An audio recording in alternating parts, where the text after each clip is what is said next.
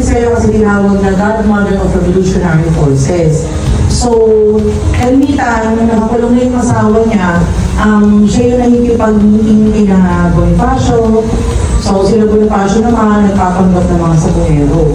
Kapag nagdating na yung mga Spanish, sulusot sila sa tunnel. Sinasabi yung tunnel daw na yun, papunta rin sa Basilica. So, sino si Don Mirario at Don Estrella? Sila yung nag-donate ng 18,000 para mabuo yung Noli Tangre at El Filibuste mismo. Itong Casa Villavicencio, meron siyang tunnel. So, itong bahay na to is now a bed and breakfast. So, pwede kayong tulog dito, ang pinang-feeding na pag solo kayo, pag gising yung kasama na kayo. So, ang kagandahan sa may-ari ng bahay ito, kasi magpipinsan mo yan. Mga Villavicencio, ano yung tayo? Tama yan, dance.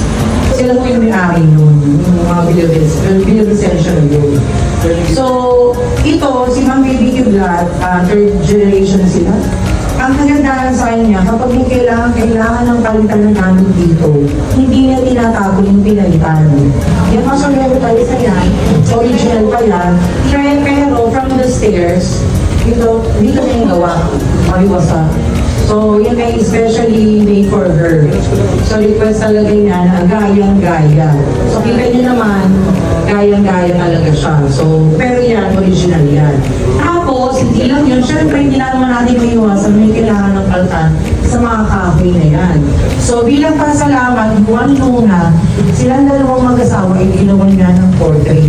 So, yung portrait may kita natin sa taas. Pero syempre, hindi yan yung original. Kasi, hindi natin maiwasan, may mga bisita tayo na nabatigil sa pulo na may flash pa rin.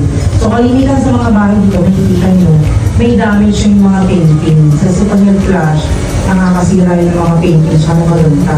Hindi naman natin may iwasan. Eh, ayun, ang ginawa, pinagaya na lang nila para mapakita pa rin yung painting luwa-luwa. Ito dati, itong kahoy. So, dito sa part ng origin,